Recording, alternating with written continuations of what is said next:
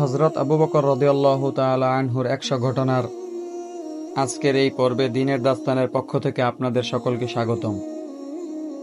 আসসালামু আলাইকুম ওয়া রাহমাতুল্লাহি ওয়া বারাকাতুহু। আমি মোহাম্মদ নাজমুল ইসলাম, আপনারা দেখছেন দ্বীনের দাস্তান। আজকে আমরা তৃতীয় পর্বে নিম্নোক্ত ঘটনাটি শুনব।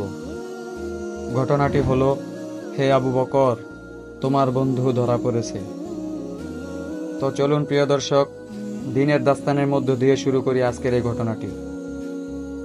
যখন কোনো ব্যক্তি হযরত আবু বকর সিদ্দিক রাদিয়াল্লাহু তাআলা আনহুকে এই সংবাদ দিল যে, হে আবু বকর, আপনার বন্ধুকে মুশরিকরা ঘেরাও করেছে, তখন তিনি খালি মাথায় বাইতুল্লাহ শরীফে পৌঁছলেন।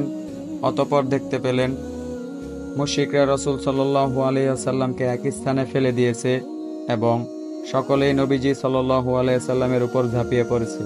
তারা নবীজি সাল্লাল্লাহু আলাইহি ওয়াসাল্লামকে ধিক্কার দিয়ে বলছিল, তুমি তো সে ব্যক্তি যে অনেক উপাস্যকে এক উপাস্য বানিয়ে দিয়েছ। তখন হযরত আবু বকর সিদ্দিক রাদিয়াল্লাহু তাআলা আনহুর জীবন বাজি রেখে কাউকে ধাক্কা দিচ্ছিলেন, কাউকে প্রহার করছিলেন। অতঃপর বলছিলেন, তোমাদের ধ্বংস হোক।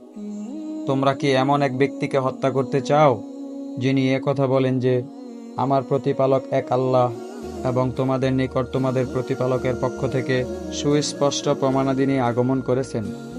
হযরত আলী রাদিয়াল্লাহু তাআলা আনহু বলেন, তোমরা কি আমার প্রশ্নের উত্তর দিবে না? আল্লাহর শপথ, হযরত আবু বকর রাদিয়াল্লাহু তাআলা আনহু এর এক মুহূর্ত পৃথিবীর বুকে ফেরাউনি যুগের মুমিনের হাজারো মুহূর্ত থেকে উত্তম। সে স্বীয় ঈমান গোপন রেখেছিল, কিন্তু তিনি নিজের ঈমান প্রকাশ্যে ঘোষণা দিয়েছেন।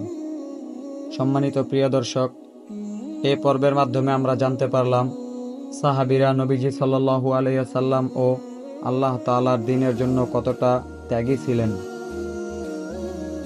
প্রিয় দর্শক, আপনাদের সমর্থন ও ভালোবাসা পাওয়ার প্রত্যাশায় আজকের এই পর্বটি শেষ করলাম।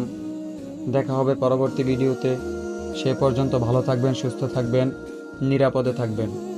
আসসালামু আলাইকুম ওয়া রাহমাতুল্লাহি ওয়া বারাকাতুহু।